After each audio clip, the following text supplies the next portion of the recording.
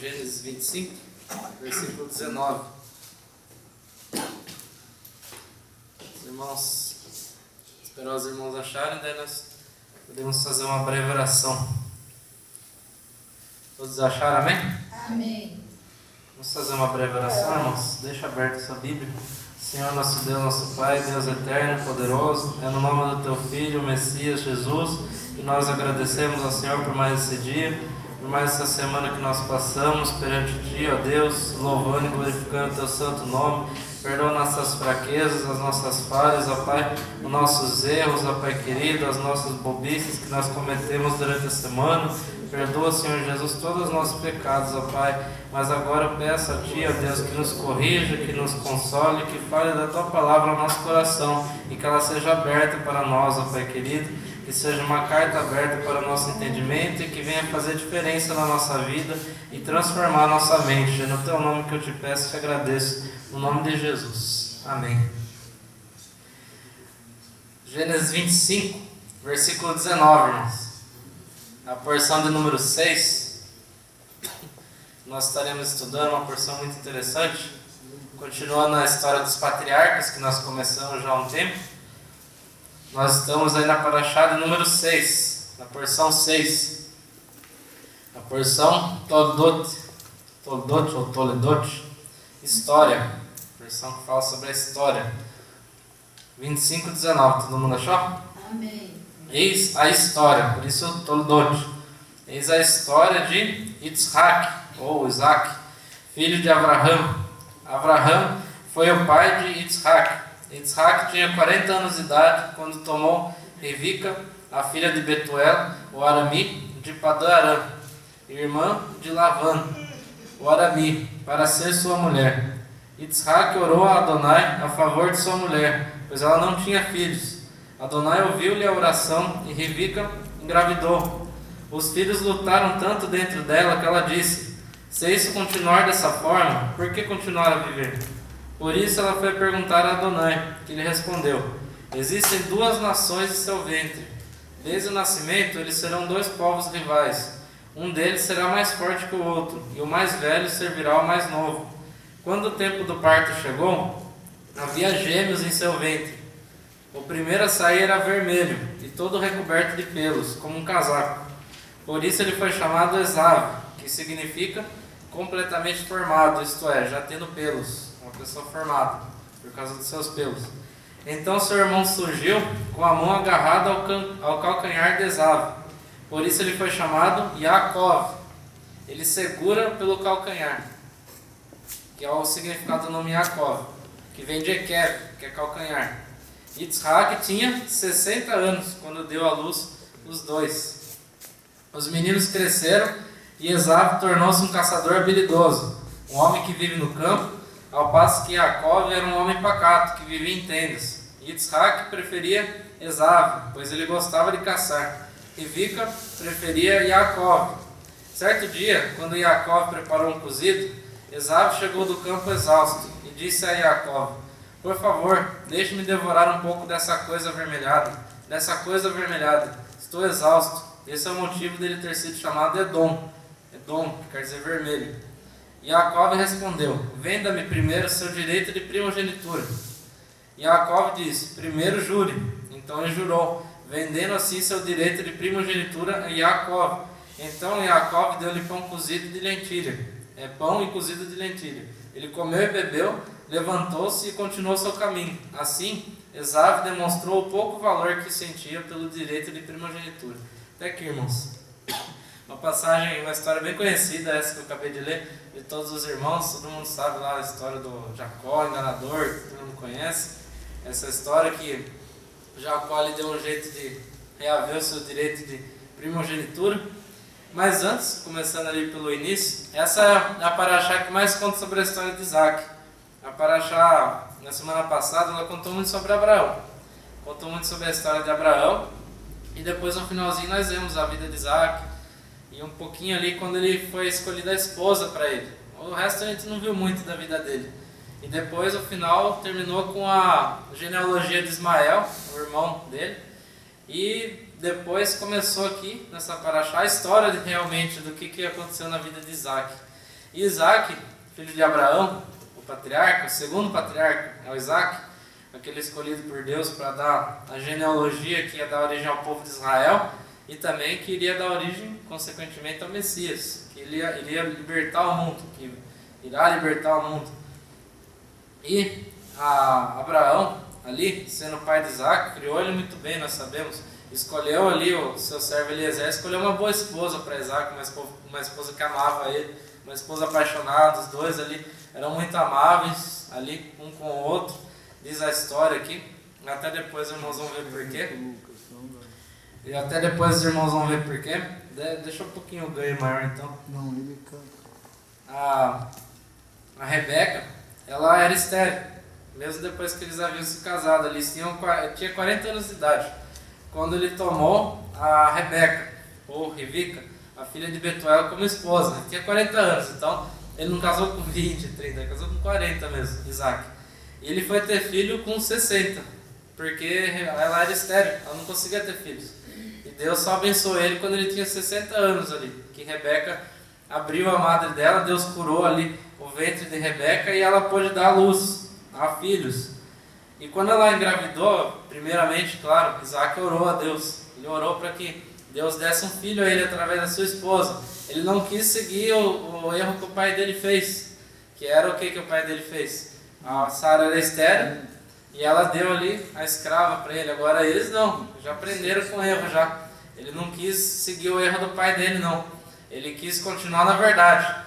E ali quando Isaac orou a Deus, ele pediu: não, eu quero o filho dela, quero que o Senhor abençoe ela, não quero fazer igual ao meu pai que foi lá e tomou outra. Não, quero o filho dela, porque ela que eu amo, ela é minha esposa. Ele já foi bem mais certinho com o pai dele, não caiu no mesmo erro. Talvez tenha aprendido com o próprio pai. Às vezes Abraão, com certeza, deve ter ensinado ele, creio eu, desse erro. Falou: olha meu filho, eu errei assim, mas nunca faça isso, seja fiel à sua esposa, nem que ela pese para você, como aconteceu comigo, mas seja sempre fiel a ela, que você tenha filhos com ela e que a sua descendência seja chamada nela, e não em outro. E ele ali lutou com Deus em oração ali, pelo que a gente vê aqui, 20 anos. Ele ficou lutando com Deus em oração, porque ele, com 40 anos, ele se casou com ela. Com certeza, quando se casava, já queria se ter filho. Ali, principalmente naquela época lá, que as mulheres elas gostavam muito ali de rapidamente querer ter um filho, porque era questão de honra até para as mulheres. E você vê que passou 20 anos e ele estava sem filho, então ele não orou como a gente pensa, assim, se a gente lê superficialmente. Ele não ficou uma semana orando, ele ficou 20 anos orando para que a mulher dele desse um filho a ele, e não pegou outra mulher como fez o seu pai. Ficou 20 anos orando ali mesmo com a dificuldade dela ter sido estéril, Deus abençoou ela, depois de 20 anos só de oração dele, e deu filhos para ele ali, depois de muito tempo. Então, para você ver a perseverança que Isaac teve, não foi igual o pai dele que foi precipitado, ele esperou 20 anos ali pela sua esposa. Você vê ali que na história da Bíblia todas as matriarcas eram estéreis. Mas por que você pergunta, né? Porque todas as matriarcas eram estéreis. A mulher de Abraão era estéril, a mulher de Isaac era estéril, depois outra ali vai ser estéril, que era a mulher de Jacó, a Raquel, era estéril também, que nela ali foi a mulher que Jacó amava, que era a Raquel, e não Lia, né? Que ele casou só por conveniência, por ser enganado, né? Mas ali quando você vê todas essas mulheres aí estéreis, por que Deus fez todas elas serem estéreis?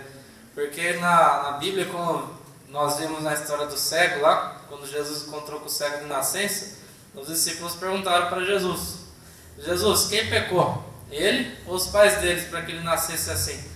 E Jesus respondeu para ele: nem ele nem os pais, mas foi assim para que a glória de Deus se manifestasse na vida dele. É assim também com as matriarcas. Por que todas eram estéreis? Porque todas tinham que experimentar o encontro com Deus, para que a geração fosse realmente da promessa, abençoada. Porque se fosse uma geração normal, sem um milagre, ia ser somente uma geração como das outras famílias. Mas Deus quis deixar especial. Ele deixou todas as mulheres ali, fez elas ficarem estéreis.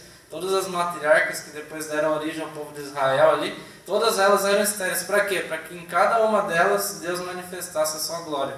Para que manifestasse em Sara, para que manifestasse em Rebeca, para que manifestasse em Raquel, em todas elas ali. Para que fosse marcado como a geração de Deus mesmo, a geração que Deus tinha escolhido. Porque Deus escolhe a geração, Deus escolhe a nossa família. Às vezes nós esquecemos disso e largamos um pouco de lado. Mas Deus escolhe a família. Para Deus a família é importante. E a nossa geração é importante. Se você for um servo de Deus, toda a sua geração vai ser abençoada. Você vai ter uma geração abençoada, assim como tiveram aqui. O Abraão foi o pai de todos aqueles salvos, até o nosso pai, considerado nosso pai na fé, porque todos os salvos ali são abençoados em Abraão, pela descendência dele, que carregou ali a palavra de Deus, que é o povo de Israel, uma descendência abençoada. Você também pode ter essa descendência abençoada também, na sua vida, na sua família. Se você servir a Deus, os seus filhos também servirão, os seus netos também, e assim a palavra de Deus vai continuar, através da sua geração. De uma família, um homem e uma mulher, saiu aqui uma multidão de servos adoradores de Deus. Uma multidão. E assim também que pode ser conosco também. Nós podemos ganhar multidões através da nossa família, se a nossa família for abençoada. E a nossa família é a que Deus escolhe para nós. Então, Isaac aqui, ele esperou um tempão para Deus, não quis largar da promessa, porque era a mulher dele ali, Rebeca, que ia ser chamada a descendência dele. Então ele não desistiu dela, ele amava ela muito, muito mesmo. Você vê até o encontro romântico dos dois, quando um vê o outro, e os dois se apaixonam, e era um casal realmente apaixonado. Você vai ver depois que, quando ele foi na terra dos filisteus, o rei dos filisteus só descobriu que ela era a esposa dele, porque ele estava fazendo carinho nela. Ele estava acariciando a sua esposa ali, sentado. O rei viu lá de um lugar alto, ele acariciando e falou: por que você não falou que era sua esposa? Você falou que era sua irmã, você mentiu para nós. É igualzinho a história de Abraão também, que teve que mentir que era... Mentir não, né? No caso de Abraão não foi mentira, no caso dele foi mentira, né? Ele falou que era irmã. No caso de Abraão era irmã mesmo, irmã por parte de pai só, Sara.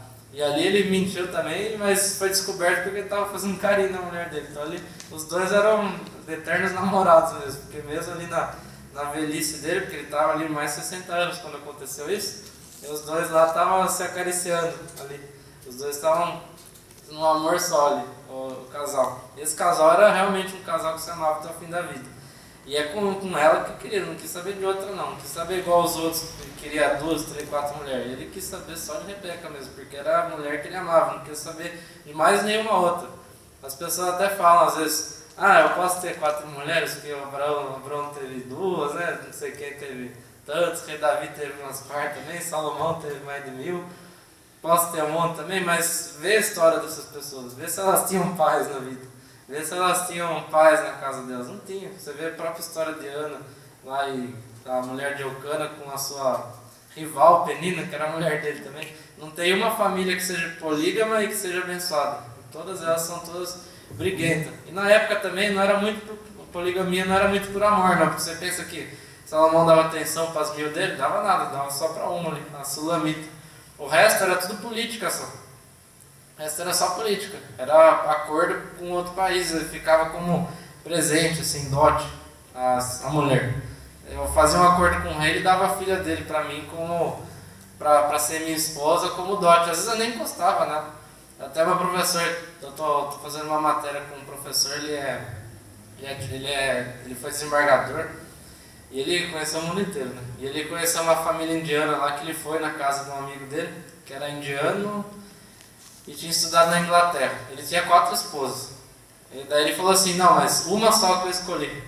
As outras 3 foram o meu pai que escolheu pra mim. E às vezes eu só compro presente para agradar elas, mas são todas virgens, as 3. A única que ele realmente tinha relações era aquela que ele escolheu. O resto era só política mesmo, que o pai dele escolheu. E elas ficavam lá, eles davam um agradinho de presente e tal, mas não amavam. Ele só chamava só para cuidar mesmo delas. Elas ficavam em casa separada, inclusive. Elas ficavam no anexo, não ficava nem na casa dele, no indiano lá. Quem ficava na casa junto com ele, quem dormia com ele era só aquela que ele tinha escolhido. O resto nem dormia com ele, dormia lá fora, ali. Dormia em outro lugar. Pra você ver que, na verdade, a poligamia nunca dá certo mesmo. Ou você ama uma ou nenhuma, né? Nós aprendemos aqui com a vida de Isaac. O próprio Deus falou, ambos serão uma só carne. O homem, não os homens, e a mulher, não as mulheres, se unirão ao seu marido, o marido e sua mulher serão uma só carne. Serão muitas carnes, né? Serão uma só. E não tem como fazer isso com a poligamia. O padrão de Deus não era esse. Apesar de Deus ter tolerado aqui na vida de muitos a poligamia, até porque não existia lei na época, a lei veio com Moisés depois, a lei específica para isso, até por isso não se teve muita crítica, vamos dizer assim, para a poligamia, mas sempre se mostrou uma coisa que estava errada. Você vai ver depois na história de Jacó, depois que a gente seguir. Jacó, infelizmente, o tio dele enganou e acabou casando com 2. E a vida dele virou um caos. Virou um caos, minha irmã brigando com a outra. Sempre, né? Igual a história do Elcano. E quando a Rebeca finalmente, depois de 20 anos, ela engravida, os filhos começaram a lutar dentro dela. Lembra que na época não tinha ecografia. Não tinha exame, nada. Na época você não sabia se você tinha gêmeos ou não. Às vezes você podia até desconfiar pelo tamanho da barriga, às vezes, né? Porque o gêmeo geralmente fica maior a barriga. Mas não dava para saber. Mas isso quem falou para ela foi o profeta que ela foi consultar, que fala aqui que ela foi consultar Adonai. Até o Flávio José próprio, ele fala que ele foi consultar Shem, que era o filho de Noé, que ele estava vivo ainda na época. E você lembra que eles viviam bastante aí, ali de Noé, viviam mais de 300 anos aí. Quem começou a viver pouco foi Abraão. E Shem era sacerdote, os irmãos lembram que era sacerdote, que até poderia ser o Melquisedeque, como eu expliquei em outra porção que eu vim trazendo aqui. E ela foi falar com ele, porque que o filho lutava, né?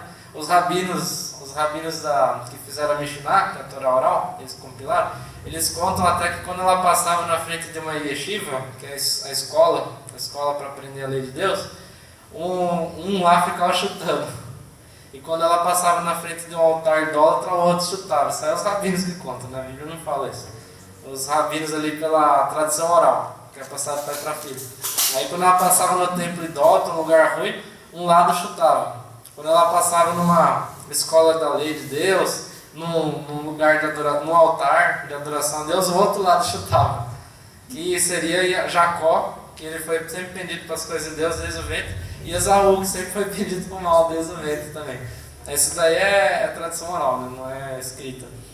E eles ficavam lutando, né? Ela queria saber por quê, né? Ela não sabia nem que tinha 2 ali, né? E ela foi perguntar, consultar a Deus, e ele respondeu assim: existem 2 nações no seu ventre, 2 nações. Isso daí é até uma metáfora, até uma metonímia, né, vamos dizer assim, que é a parte pelo todo, porque quem estava ali é 2 neném, não era 2 nações, né? Não tinha 1 milhão de pessoas dentro dela, mas era o potencial que eles tinham para formar depois. Então ele usou essa figura de linguagem para falar que nos 2 que ia 2 pessoas nascer do ventre dela, e esses 2 iriam ser povos rivais, não é esse amigo não. E um deles será mais forte que o outro, e o mais velho servirá ao mais novo, o maior servirá ao menor também, como diz no original. O maior servirá ao menor. E quem acabou sendo maior? Esaú. Ele era mais forte, maior, mais envolvido, e Jacó era mais mirradinho que ele. Não que Jacó fosse fraquinho, mas Esaú era muito mais que ele. E quando o tempo do parto chegou, daí ela viu mesmo que tinha gêmeos, assim como a profecia de Shem tinha dito. E você vê que ela já tinha isso na cabeça, que o menor serviria, que o maior serviria o menor. Ela já estava com isso na cabeça, então ela já sabia que ia ser Jacó, desde o começo. Mesmo depois lá que a bênção acabou, que Jacó teve que dar um jeito de pegar a bênção para ele, mas a Rebeca já sabia, ela tinha certeza absoluta, porque ela já tinha tido essa profecia, e ela cria na palavra de Deus. O primeiro era sair, que nós lemos aqui, era vermelho e todo coberto de pelos. Daí foi dado o nome dele de Esave. Esave quer dizer homem pronto. Por que homem pronto? Porque o neném já nasceu com pelo já. E quem tem pelo é homem pronto, né? Um homem que já alcançou a maturidade. Então deram o nome dele de homem pronto, que é Esaú, no hebraico, Esave. E no outro, quando terminaram de puxar Esaú, acharam uma mãozinha no pé dele. E essa mãozinha, quando foi puxada, era Jacó. Por que Jacó? Yaakov, né, no original. Yaakov vem de Ekev. Ekev é calcanhar. O que quer dizer Yaakov? Não quer dizer enganador, não. Enganador é só por figura de linguagem, só que você pode usar. Mas quer dizer agarrado ao calcanhar. Isso quer dizer o nome Jacó, de verdade. Aí o pessoal fala, esse plantador e tal. É que o irmão dele depois usou isso. Ele falou assim, bem que você chama pegar no calcanhar mesmo, porque você quis me puxar. Daí que saiu essa história de Jacó ser enganador. O irmão dele usou o nome dele para fazer uma piada com ele, para tentar tirar com a cara de Jacó depois. Mas Jacó, o nome certo é apegado ao pé, porque ele nasceu agarradinho no calcanhar do irmão. E por que ele nasceu agarradinho no calcanhar? À toa? Porque eles dois estavam brigando no ventre da mãe. Os dois estavam brigando. Quem que era o primogênito de verdade, irmão? Não dá para saber, irmão. Que o primogênito de verdade, segundo o que era considerado, era aquele que saía primeiro. Então você vê que até nenê, você pensa assim, né? Nossa, mas que coisa maluca, né? Até Romanos fala depois, não, mas Deus ele é soberano sobre todas as coisas, ele controla tudo, ele já sabia dos planos. Porque você pensa, dois nenês vão brigar por quê, né? Eles não sabem nada ainda. Por que eles vão brigar? Porque era um prenúncio do futuro, aquilo ali, aquela briga dos dois. E por que Jacó estava agarrado no pé? Porque ele queria fazer isso aqui com o irmão, queria puxar o irmão para dentro de novo e ele sair. É isso que ele queria fazer. Essa que era a função, por isso que ia agarrado ao pé, porque ele queria puxar o irmão e sair primeiro. Porque o primeiro que saísse, quando era gêmeo, ele seria primogênito. E o primogênito herdava o nome da família, a honra da família e o sacerdócio da família. O sacerdócio entre aspas, né? Porque não existia o sistema formal ainda. Mas ele herdaria toda a herança espiritual da família, a bênção, a tal da bênção. A bênção que o pai dava antes de morrer. Quem herdaria, inclusive, a descendência do Messias, a descendência de Israel, que seria o povo escolhido de Deus. Mas quem foi escolhido foi Esaú, por quê? Ele saiu primeiro. Ele era até mais fortinho que o irmão. O irmão até tentou, mas ele era mais fraquinho. Esaú nasceu até com pelo, né? Era homem pronto já desde o nascimento. E ele era mais fortinho que o irmão, conseguiu sair o primeiro. Ele acabou sendo primogênito. Não tem como saber quem foi fecundado primeiro. Assim, é impossível saber, porque no momento da implantação no outro, o embrião é muito pequenininho. Então não tem se foi mais em cima, mais embaixo, isso aí é aleatório. Não tem como ter uma certeza assim, quem foi primeiro, quem foi depois. Que é só depois, quando os dois crescem, que daí começa a grudar o espaço e crescer o útero. Mas antes de crescer, é uma bolinha assim, mais ou menos desse tamanho que eu estou fazendo mesmo. Que é mais ou menos 1 milímetro tem o embrião, quando vai para o útero. Para ele se implantar. Daí ele se enterra na parede do útero, que está toda irrigada de vaso ali, e começa ali a se implantar, acontece um monte de coisa com ele, ele começa a se desenvolver ali. Aí forma a placenta, todas as outras coisas ali, e começa a se envolver. Os dois, pode ser que cada um foi de um lado do outro, mas não tem como saber quem foi primeiro. Então o primeiro era simplesmente aquele que saiu. O direito de primogenitura legalmente era de Esaú, não era de Jacó. Era para a gente falar assim, Jesus que veio de Esaú, que veio descendente de Esaú. Por quê? Porque se Esaú continuasse na promessa, ele também ia ser o pai de Israel, que ia ser o povo que deu origem ao Messias, Jesus. Ele herdaria tal responsabilidade, mas desde pequeno, se você continua lendo o capítulo, os meninos cresceram, Esaú se tornou um caçador habilidoso, um homem que vive no campo, ao passo que Jacó era um homem pacato, que vivia em tendas. E ali até os sábios dizem que Jacó ele gostava de ficar estudando. Ele estudava sobre tudo que ele conseguia, principalmente sobre a lei de Deus, que o pai dele tinha aprendido de Abraão, que tinha aprendido de outros, Noé, que aprendeu de Adão, que é a lei que Deus tinha dado para Adão. E foi caminhando de pai para filho ali através da linhagem de Sete, que foi aquele que invocou o nome de Deus. E essa lei de Deus foi passada de pai para filho, porque não tinha nada escrito na época. Era o pai que contava para o filho a lei de Deus. E ele sempre estava interessado em saber e ficava ali aos pés de Jacó para poder aprender mais da lei de Deus, estudando, enquanto que Esaú era uma pessoa mais agitada, assim, ficava só saindo. E ele era um caçador habilidoso, gostava de caçar, principalmente para atrair a atenção do pai dele, que o pai dele gostava de caça. Então ele caçava e trazia os cozidos ali da caça para o pai dele, Isaac, e o pai dele gostava. Então o pai dele acabou aqui, como o texto fala, preferindo Esaú, até porque era o primogênito também, ele tinha mais aquele quesinho de primogênito. E Rebeca, como ela tinha profecia, quando antes deles nascerem ela já tinha recebido a profecia, ela sabia quem ia herdar, ela tinha certeza que era Jacó, então ela acabava ficando mais com Jacó, ela era mais amiga de Jacó, enquanto Esaú era mais amigo de Isaac, ele ficava mais íntimo de Isaac.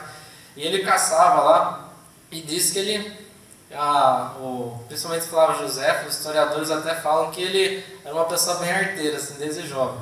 E ele ficava só vadiando por aí, e depois ele caçava ali, que ele gostava de caçar para trazer para o pai dele. E ele não queria saber de estudar, né? Isso não é, a Bíblia não fala isso aí é a tradição oral e os historiadores que falam, principalmente o livro do Flávio José, que ele diz isso, que ele ficava só vadiando aí, não gostava de estudar, fugia da yeshiva, que era a escola, né? A escola da época que os mais velhos ensinavam, os anciãos, os mais novos, e ficava só andando por aí, caçando. Daí ele trazia a caça para o pai dele e mentia, às vezes, e isso é tradição disso, ele mentia até para o pai dele que ele tinha estudado e tal, tinha aprendido a lei de Deus, mas não tinha coisa nenhuma. Ele trazia um caçado para o pai dele comia e ficava quietinho, porque gostava. Aí, meu filhão, né? E o pai dele não sabia, ele fazia de tudo para esconder do pai dele que ele não era uma boa pessoa, desde cedo já.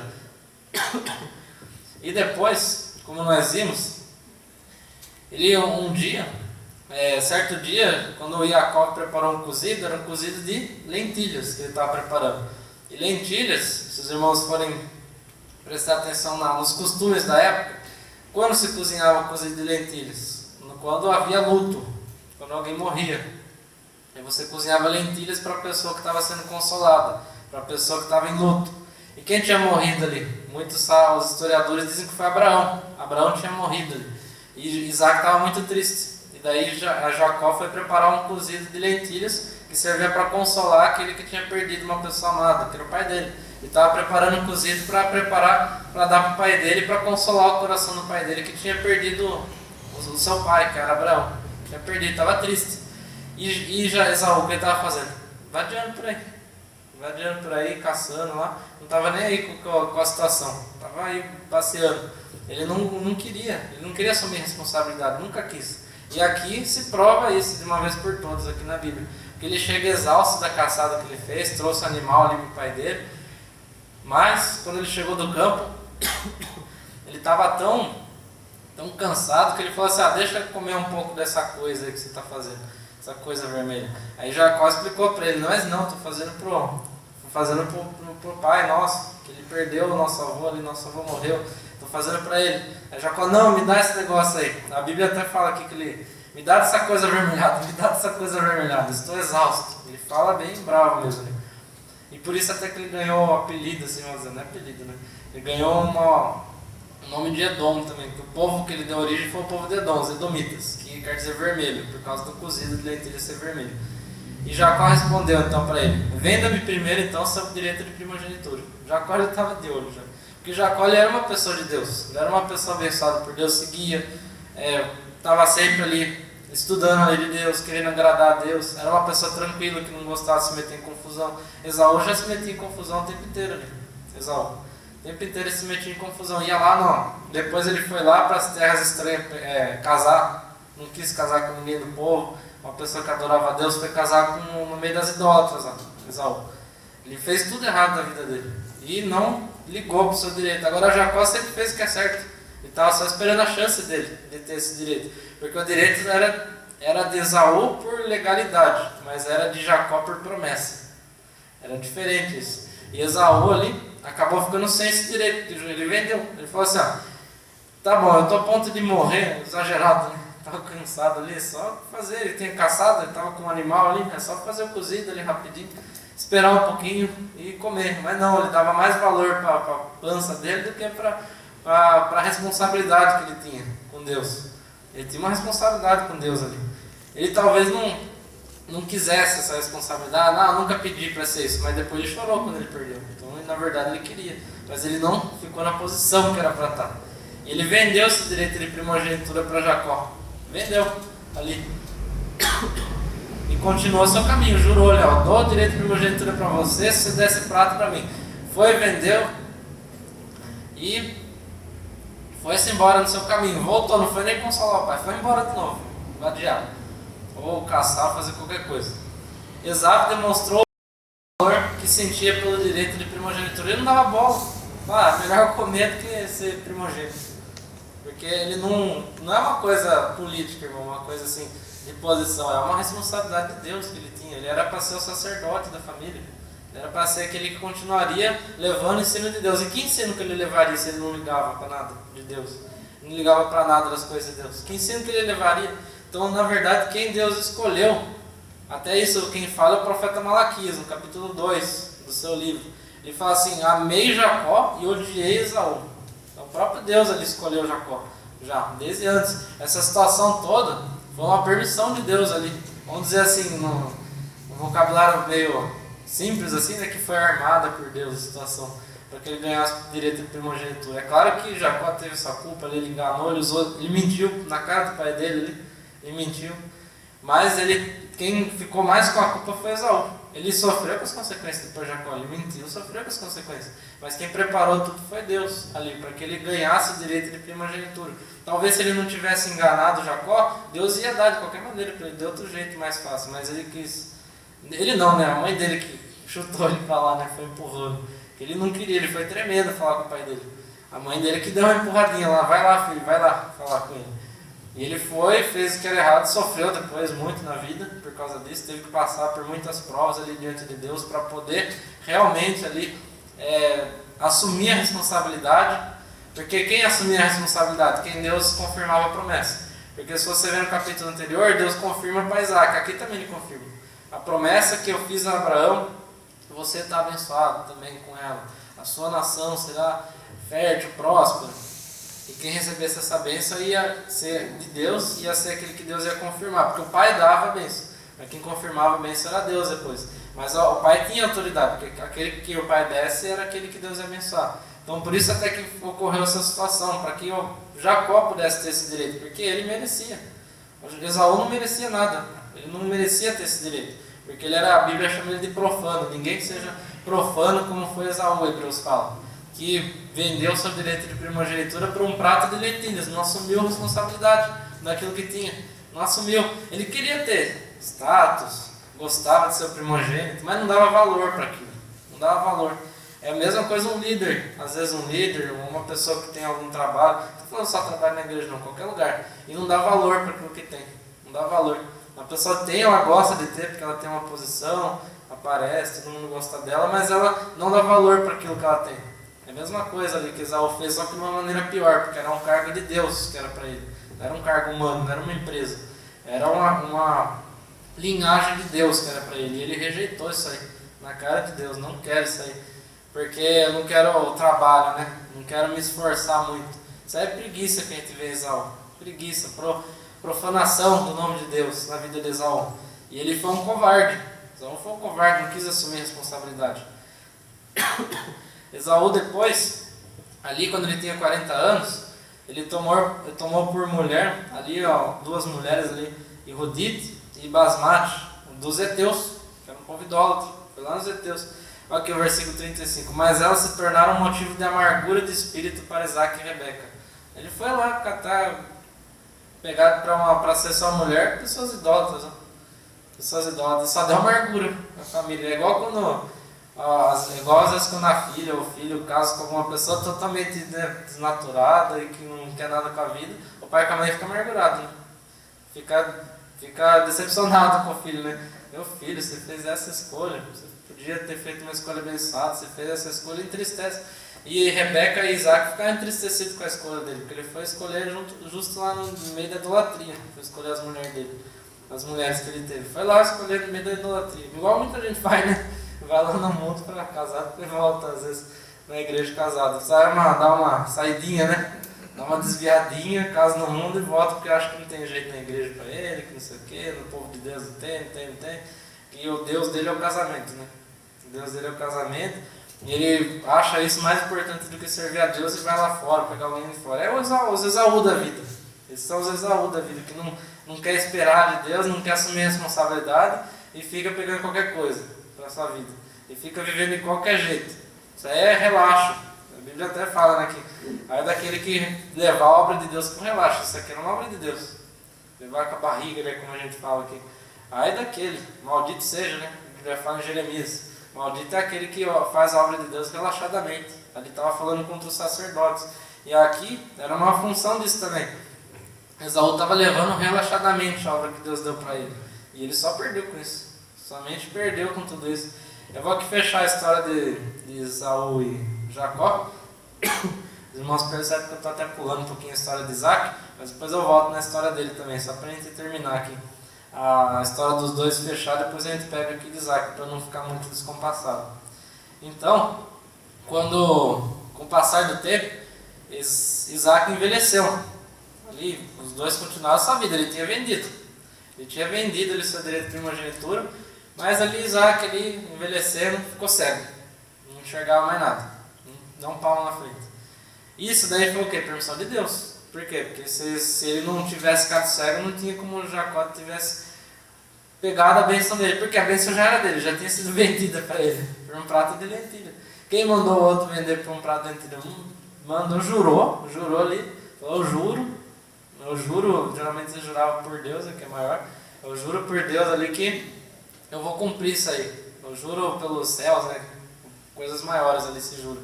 Daí jurou que ia cumprir isso e ainda Esaú queria a bênção para ele, mesmo vendendo por irmão. Você vê como que ele não tinha noção das coisas, né? Ele achava que a obra de Deus era brincadeira. Ele achava que as coisas de Deus era tudo brincadeira. É igual às vezes nós também, que às vezes nós vendemos tanta coisa na obra de Deus, a gente vende por mixaria no mundo e acha que está tudo bem, que é só a gente voltar e continuar do mesmo jeito. Aí depois Deus vem e toma e a gente fica chorando, igual ele ficou aqui.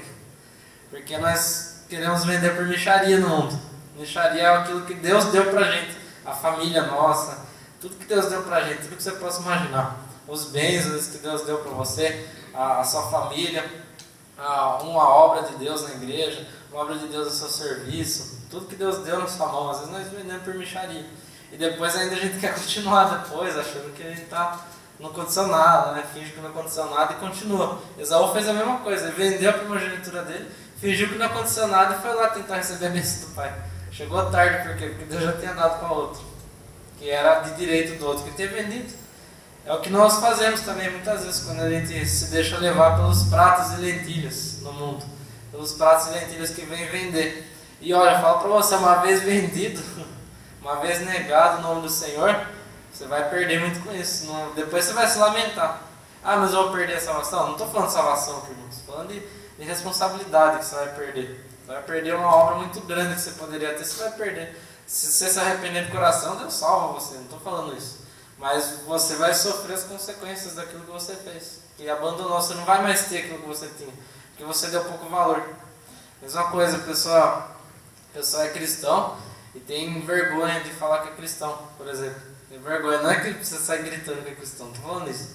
Mas numa situação que uma pessoa fala, mas você é cristão, igual falou para Pedro, né? Você fala como Jesus, você se veste como ele, você é um deles, não é? E Pedro, você fala igualzinho eles, vai falar que você não é de Jesus. Aí Pedro falou, não sou. Não tem nada com aquele homem lá não. Mas Pedro, você fala igualzinho. Não tem nada a ver. Mas Pedro, você parece igualzinho dele, você tem certeza que você não é? Não. Aí o galo cantou, ele lembrou que Jesus tinha falado. Porque ele negou a Jesus. Ainda que Jesus teve misericórdia da vida dele e restaurou a vida de Pedro. Por causa da misericórdia de Deus, porque senão ele estava perdido também, se não fosse a misericórdia de Deus. Judas perdeu tudo, né? Perdeu até a própria vida, ele se deixou levar por aquilo que ele fez de errado. depois. Mas Esaú rejeitou simplesmente. E ó, uma coisa que é muito importante aqui, uma coisa que eu até estava lendo um blog que eu gosto muito na internet, e esse cara ele sempre filosofa, assim, faz os textos, e ele estava até falando do principal problema da geração dos coladinhos assim, de hoje. Ele falou que o principal problema é que quando uma pessoa vira descoladinha, ele disse, que é quando ela escuta a palavra assim, você é especial, porque ela acha que ela é única no mundo. Daí começa o negócio do ego, começa essa indústria do ego aí, em cima da pessoa. Por quê? Todos nós somos especial para Deus, todo mundo, mas nós não somos insubstituíveis. Ninguém é, irmão. Ninguém é insubstituível, o único é Deus. Isso a gente acha porque a gente é orgulhoso. A gente fala, ninguém vai me substituir. Se não fosse eu na igreja, se não fosse eu em tal lugar, se não fosse eu, todo mundo é substituível, irmãos, todo mundo.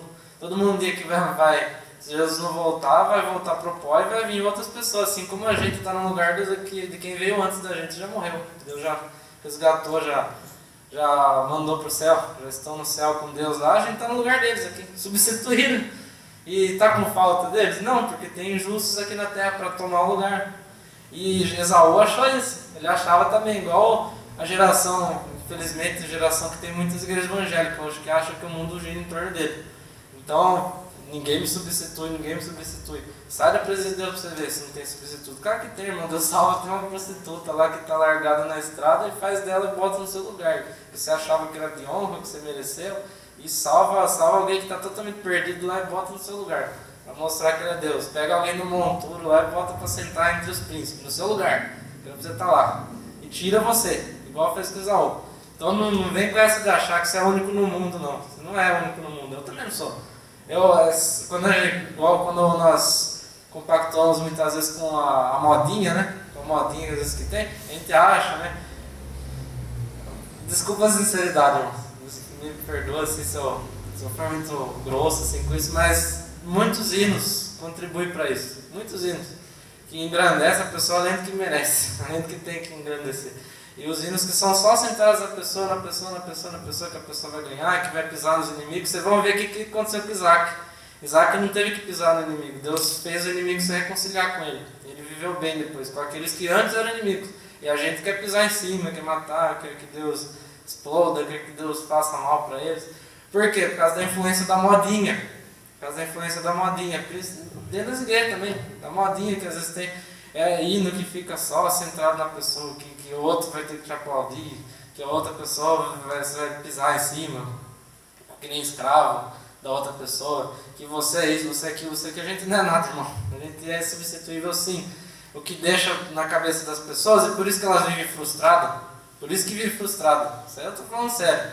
Eu sei que aqui na vigília tem pessoas que são bem corajosas para estar aqui numa madrugada, louvando a Deus e tal. Mas se a gente pegar a massa mesmo, a massa que tem nas igrejas, muita gente é frustrada. Às vezes até sai da igreja por causa da frustração, porque foi ensinado errado muitas vezes. Foi ensinado que o mundo gira em torno dela. Aí quando ela percebe que o mundo não gira em torno dela, ela acha que a igreja é mentirosa e vai embora da igreja.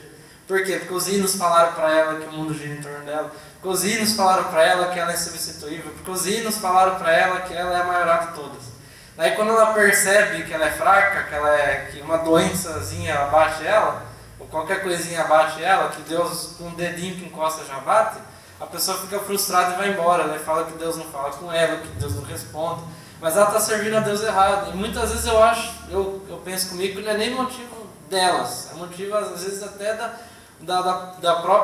dos próprios hinos que às vezes ensina para a pessoa, às vezes até alguns pregadores que ensinam isso para a pessoa, e Deus vai cobrar muito mais de quem está ensinando bobeira aí do que quem está acreditando na bobeira.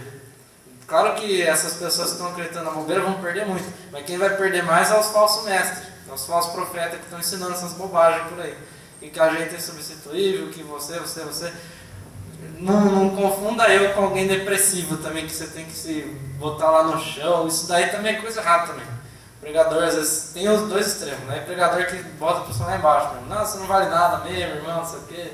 Você não vale nada, você não vale um tostão. Não é isso também. Com Deus nós valemos muito. Agora a gente tem que entender que sem Deus a gente não vale nada. Que o elemento não é a gente, o elemento é Deus. Para a gente valer alguma coisa, E na verdade, se você for ver mesmo assim, ao pé da letra, a gente não vale nada mesmo. Por quê? Porque se Deus sai da gente, a gente não é nada. Se Deus sair do mundo, o mundo também não é nada, porque o mundo é sustentado por Deus. Então se você for ver ao pé da letra, a gente não é nada mesmo. Mas com Deus você é alguma coisa. Mas você não pode esquecer isso, que se Deus sair da sua vida, você não é mais nada. Você volta a ser pó, que é da onde a gente veio. A gente não é mais nada sem Deus. Deus, ele sustenta toda a existência do mundo. Sem Ele, nada do que você está vendo aí é sustentado. Sem Ele, eu acho que é menos que vazio esse universo, sem Deus. Então, sem Deus a gente não é nada mesmo. E muita gente fica propagando essas bobagens por aí. E daí tem as pessoas leigas, às vezes que não... Principalmente pessoas, às vezes que é muito levada pela emoção, e vem e acredita nessas coisas. Você vê muitas almas aí se perdendo em templos que era para ter uma palavra de Deus, mas se perdendo por causa de bobeira. Por causa da bobeira que às vezes é ensinada nisso. Que é só para ela, só para ela. A gente não...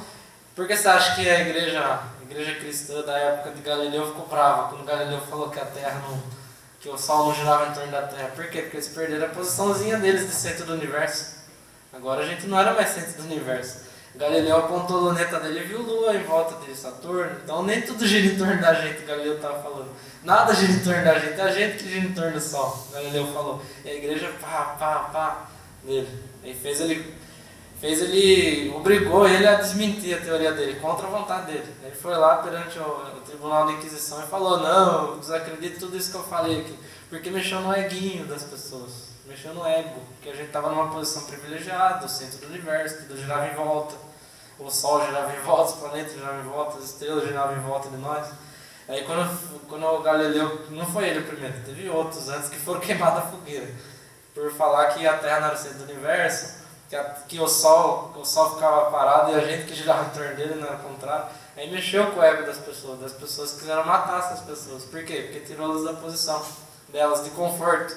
Mas na verdade Deus está aqui para tirar da posição de conforto, né? Para você agir, porque você fica na posição de conforto, você fica parado, que nem água de poço. E Deus quer fazer você de uma água viva, água corrente, que você mude na sua vida. Você fica na posição de conforto, por isso que Deus vem te cutucar agora com isso. E cutuca eu também, não é só vocês não. Está cutucando eu também, porque a minha vida também precisa disso. Não sou, como eu disse aqui, sem Deus eu não sou nada. E eu sou um simples falho pecador aqui, que estou de pé pela mão de Deus. Estou de pé pela vontade dele.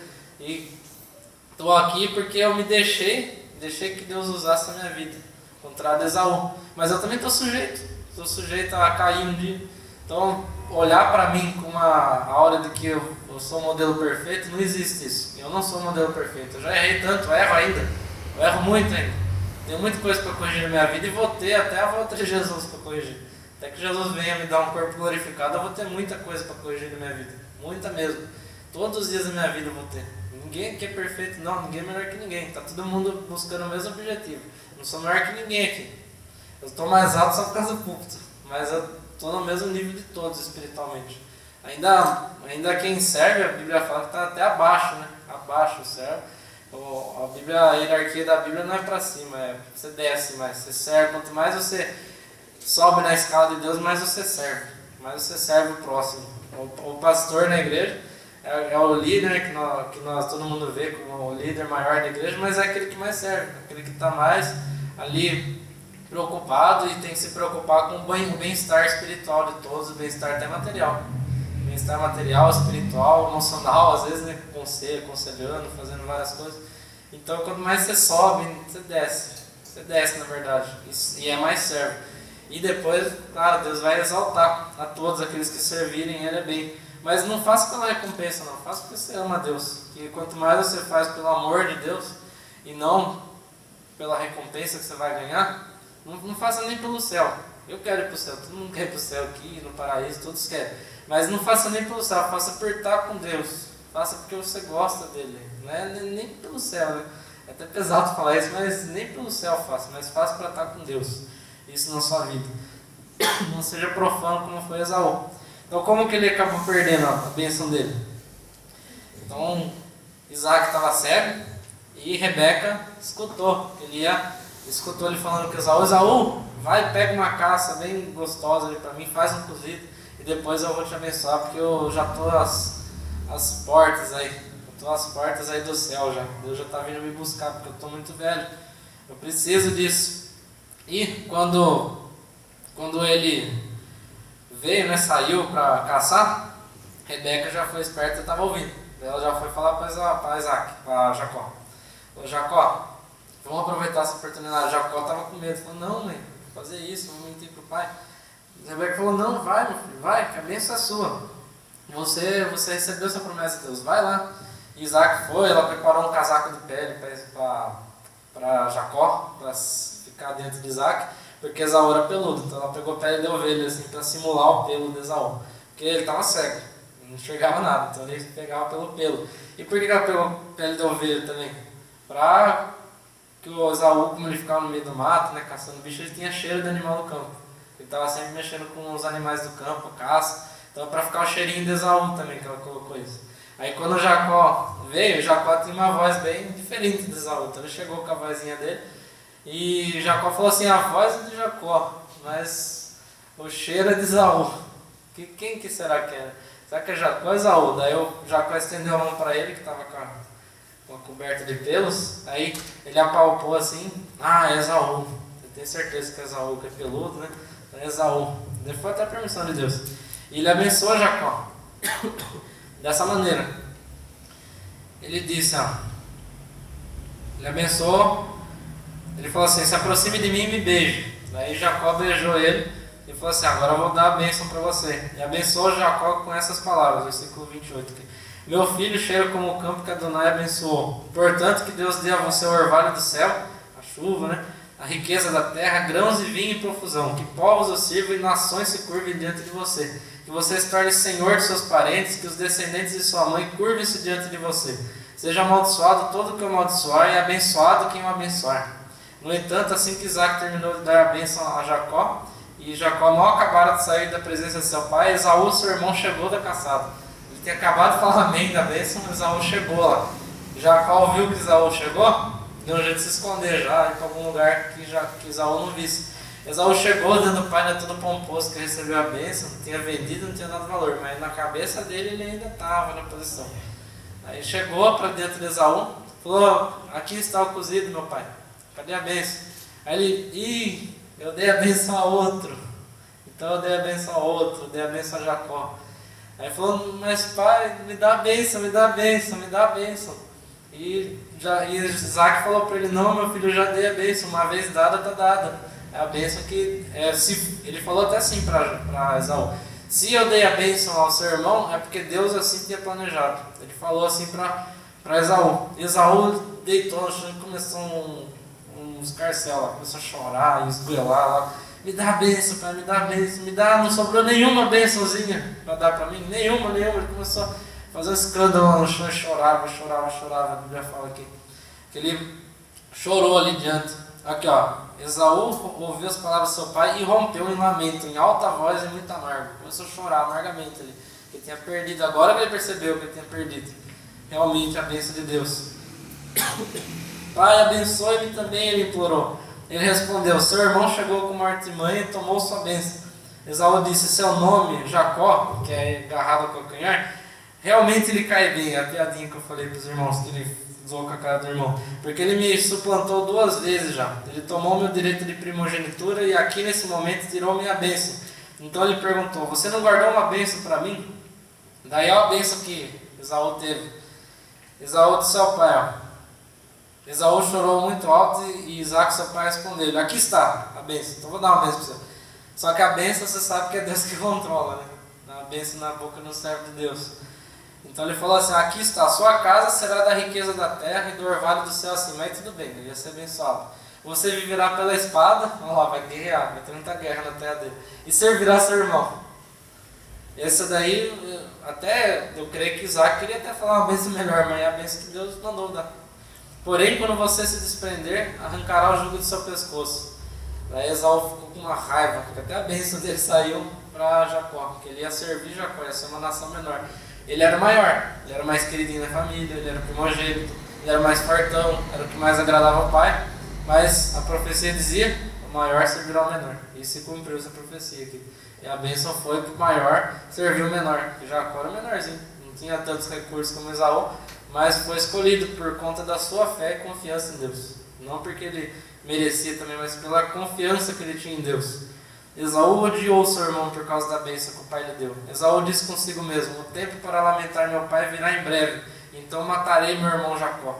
Entretanto, as palavras de Esaú, seu filho mais velho, foram ditas a Rebeca, que ele ia matar o irmão dele. Rebeca chegou para Jacó e falou: meu filho, foge para a casa do meu irmão Labão, e lá você vai. Daí Isaac falou: manda chamar Jacó. Aí Jacó foi na presença de Isaac, e Isaac falou para ele: meu filho, vai, porque seu irmão está querendo ir atrás de você para te matar. Seu irmão está com ódio de você, vai até que ele passe esse ódio.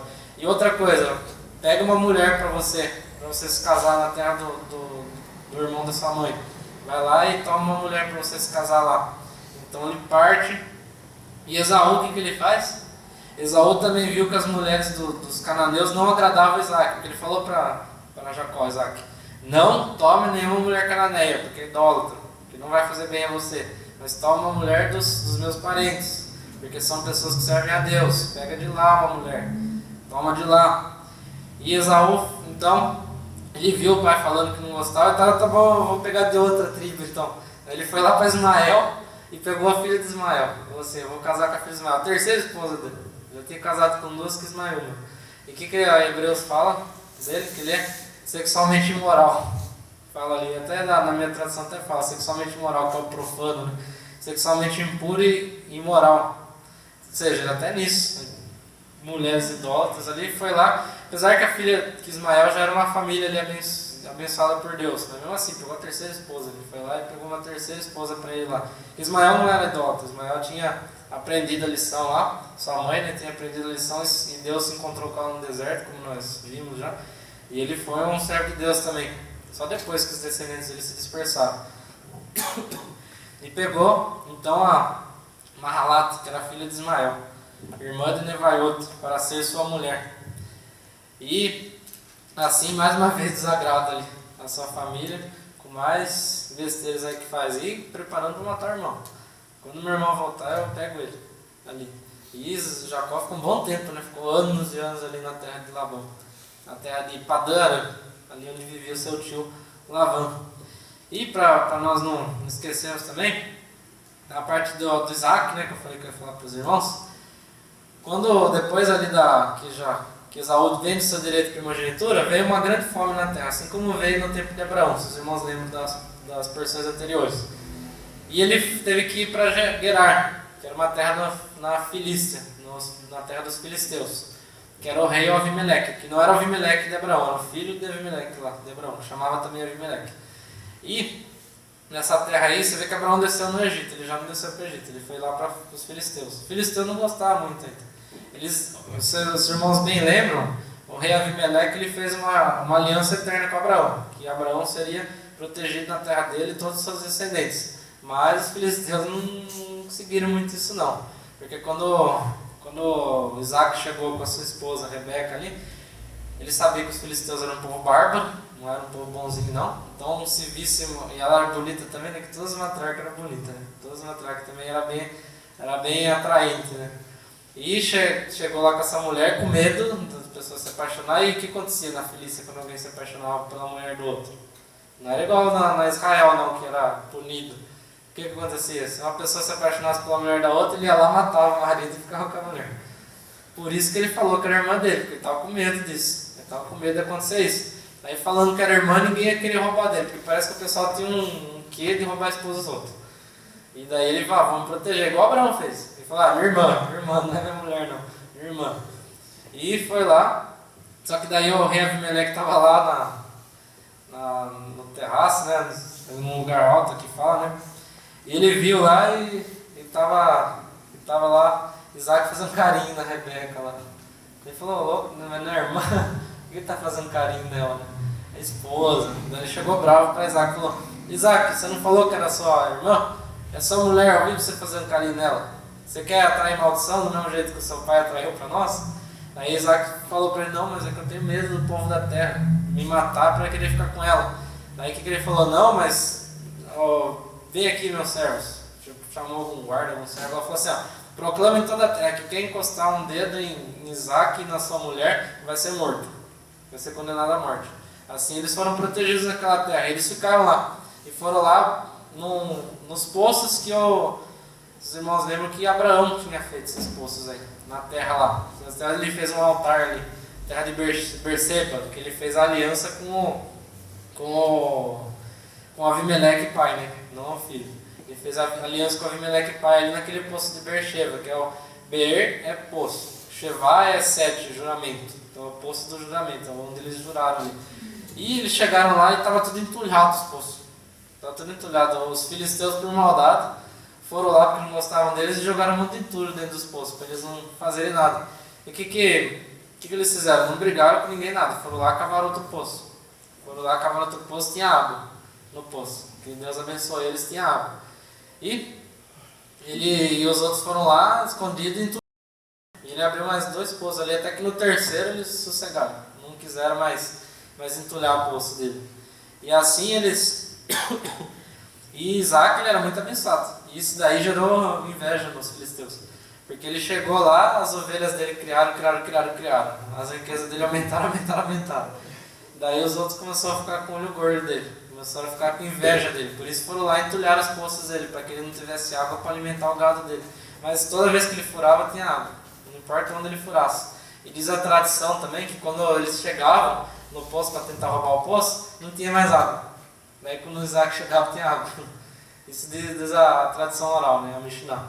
Quando chegava os filisteus lá, não tinha mais água. Daí quando eles iam embora, chegava Isaac, a água estava bonitinha. Ó. E só ele tinha que fazer isso. Daí eles ficaram bravos e botaram um entulho lá nos poços. Mas ele que foi lá e cavou. E ele teve ali como juramento aquilo lá, porque os filisteus estavam quebrando o juramento. Que não era para fazer aquilo, era para respeitar. O rei tinha prometido para Abraão. Por que eles estavam respeitando isso? Porque não tinham temor a Deus. Mas até que com essa situação, ali, quando ele foi para o poço do juramento, ele construiu um altar, invocou o nome de Deus ali. E ali o rei Abimeleque foi ao encontro dele, ele relatou toda a situação para o rei Abimeleque, e ali eles reataram a aliança que tinha sido quebrada. Ali. Reataram, ou seja, né, o que eu estava falando para os irmãos aqui, os inimigos dele, na verdade viraram amigos depois. Viraram todos amigos dele. Porque eles estavam ali tentando entulhar o poço, tentando acabar com a vida de Isaac, mas depois, quando ele adorou a Deus no altar, Deus moveu o coração de Abimeleque para reatar os laços. Então Deus não quer que você fique uma briga, não. Seja manso, prudente. Eu sei que para algumas pessoas é mais difícil ser manso, para outros é mais fácil ser manso. Principalmente para quem é extrovertido. Porque extrovertido é a pessoa que baseia muita vida nos outros, no próximo. Essa pessoa é difícil, por exemplo, perdoar, ser mansa, porque quando uma pessoa fala mal dela, fica mal mesmo. E é coisa da personalidade da pessoa. Agora quem, por exemplo, é introvertido, que nem eu sou muito introvertido. Ah, mas você está falando, irmão, introvertido não quer dizer tímido. Tímido é outra coisa. Tímido é fobia social, introvertido é personalidade. Para mim, por exemplo, uma pessoa, eu tenho facilidade de ser manso, por exemplo. Porque quando uma pessoa está falando na minha orelha, lá xingando, eu estou pensando em outra coisa, estou cuidando da minha vida. Assim. Então eu nem ligo o que a pessoa fala, porque não vai fazer diferença. Agora tem pessoa que machuca, então falou mal de mim, machuco. Eu não me machuco muito com isso, por causa da minha personalidade, que é introvertido.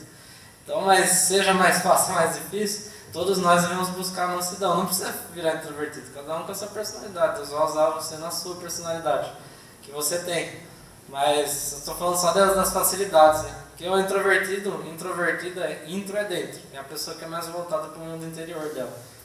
É meio egoísta mesmo, assim. A pessoa que fica mais preocupada com o que realmente importa para a vida dela. Assim. Então, uma pessoa falando mal não importa para a vida dela, ela simplesmente descarta. Normalmente ali. Quando duas pessoas estão falando besteira do lado do introvertido, ele está filosofando na vida, pensando na vida, pensando em outras coisas. Não está nem aí com o que está falando. Agora a pessoa extrovertida, quando ela baseia muito dos outros, ela já fica tensa. Ai, estou falando mal de mim, estou falando besteira, tô louco, né? Não para de falar mal de mim e chora, né? Chora porque estou falando mal dela. Introvertido já não. Mas Isaac foi uma pessoa mansa ali, não quis arrumar briga.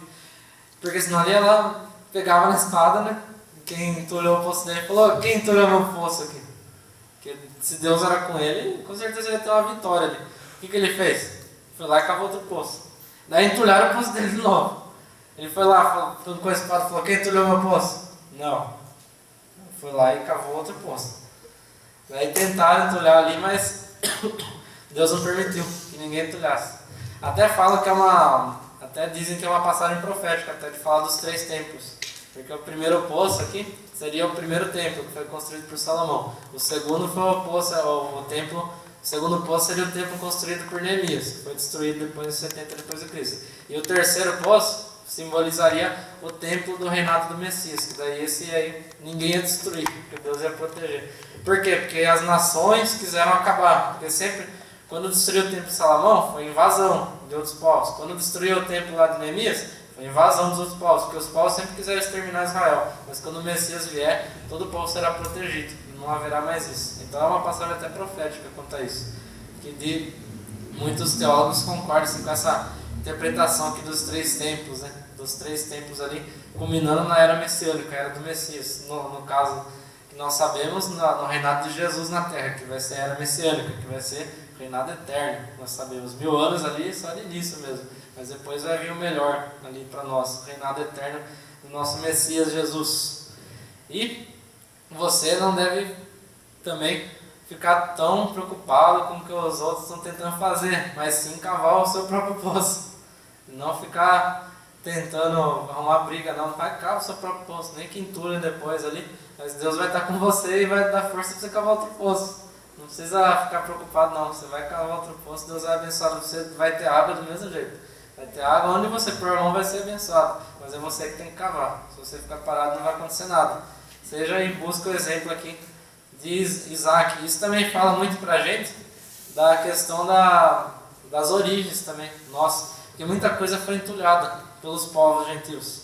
A gente for ver o significado mesmo de Israel na época de Jesus, o que Jesus quis dizer ali com o Evangelho, com o apóstolo Paulo, que era judeu também, quis dizer com todas aquelas coisas, foram entulhadas também por muito pensamento ali da igreja romana, que na verdade não da igreja cristã, romano-cristã que eu estou falando de verdade, mas do Império Romano que se infiltrou na igreja, que se fundiu ali e formou a famosa Igreja Católica Romana, né? Não estou falando da Igreja Católica de hoje, estou falando da Igreja Católica Romana, ali que acabou influenciando que até hoje, os costumes pagãos ali da idolatria romana, os deuses romanos, os deuses gregos ali que também estavam embutidos nos romanos, as tradições, as festas romanas, que eram todas festas pagãs, que depois acabou virando Natal, Halloween, Páscoa, Páscoa não, né? Natal, Halloween, Páscoa é a única mais próxima de cristã também, mas não, depois se perdeu também o significado. Halloween, dia dos Todos os Santos, dia dos Finados, isso é tudo festa que é tudo do Império Romano, que era um povo idólatra, que veio isso da Mesopotâmia lá. E isso entulhou a igreja, entulhou o poço da igreja isso aí. Agora o nosso trabalho é tentar desentulhar tudo isso, tirar o óculos de Roma e tentar enxergar a Bíblia como ela verdadeiramente é, e não como Roma disse pra gente que é. E eu digo até nem como o pai da igreja, lá tá Martinho Lutero, nem como isso, a gente deve confiar em homens, tem que ver o que a Bíblia fala. Martinho Lutero, pra você ter uma ideia, ele queria que todos os judeus fossem para o inferno, ele escreveu isso no livro dele. Não era tão bonzinho não, igual a gente pensa. Martinho Lutero, o pai dos protestantes aí, o primeiro que rompeu, fez muita coisa boa, rompeu com a igreja católica, ele fez guerra, ele mesmo não lutou, mas ele mandou guerra ali contra os católicos, foi lá e quis acabar ali, e aí o rei fez acordo com ele e tal, aí entrou política também pro meio. Então não foi ninguém perfeito não, perfeito é Deus e a sua palavra, e é nela que você tem que confiar, não em interpretações de homens, mas sim ver o que ela quer dizer. Ver o que a Bíblia quer dizer, ela não é tão difícil assim. As pessoas que complicam é por causa do entulho que está em cima. Então tira o entulho e começa a enxergar, cavar o poço profundo aqui da Bíblia, para você ver quanta água viva que tem. Amém, irmãos? Desculpa passar um pouquinho da... Aleluia.